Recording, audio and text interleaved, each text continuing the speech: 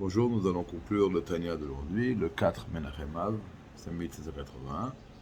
Donc hier nous avons dit que la Emouna, c'est elle qui va faire tenir toute la réflexion sur la divinité, mais cette Emouna-là a besoin de force.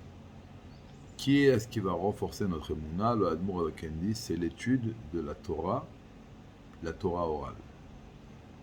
Alors le fait que la Torah orale, la Gemara, la Mishnah va renforcer la Emouna, il n'y a pas une vraie raison logique, mais c'est un fait. Et là, il dit que c'est quoi la Torah orale? C'est le dévoilement de la volonté suprême. Tout simplement, dans la Torah, il y a écrit plein d'ordres. Par exemple, il y a écrit Ukshartem leot eledecha, qu'on mettra en signe sur notre bras et sur notre tête, des tfilines. D'accord?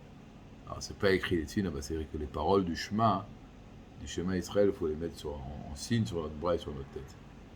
Si nous n'avions pas la Gemara qui nous explique que cela, ce sont des tfilines et comment ils doivent être écrites et comment elles doivent être, on n'aurait pas su.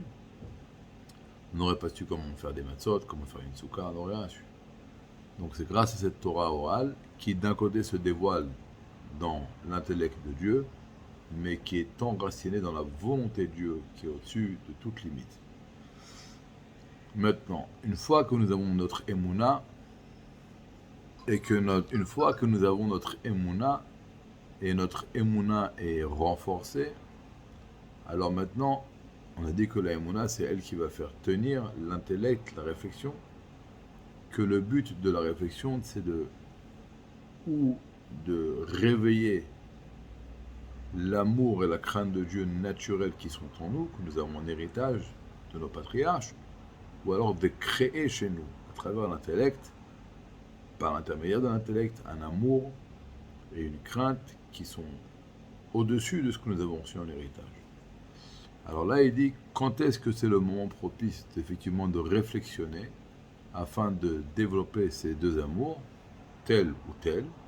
C'est le moment de la prière, qui est un moment propice, dans lequel c'est un moment propice où la volonté de Dieu brille dans le monde. Et là, il parle de la prière du matin. Et c'est le moment le plus propice, donc, de réflexionner sur la divinité et de réveiller, à travers cette réflexion, un amour et une crainte pour Dieu, naturel ou intellectuel. Et là, c'est pour ça qu'il dit qu'il réitère sa demande de s'investir dans la prière de façon quotidienne, de vraiment s'investir dans ce travail-là, de venir prier, implorer la divinité de tout notre cœur et de toute notre âme, encore une fois de façon quotidienne. Et là, il dit que du fond du cœur, il faudra venir implorer Hachem, déverser déverser son âme vers Akadosh Baruch Hu, à un tel point qu'on va sentir qu'on va donner le maximum, le plus profond de notre âme. Alors, dans nos générations, d'abord, ça passe par un travail très simple. C'est que lorsqu'on rentre dans une synagogue, malheureusement, aujourd'hui, il faut apprendre qu'une synagogue, c'est la maison de Dieu. Là, on vient parler avec Dieu. Donc, on doit éteindre le téléphone. Et on dit, bon, je suis venu quelques minutes ou plusieurs minutes à la synagogue, parler avec Akadosh Baruch Hu. Je prends un sidour, alors je parle à Dieu. Dieu m'écoute, je sais qu'il est en face de moi, et je verse mon cœur vers Hachem, comme un fils qui parle à son père. Une bonne journée.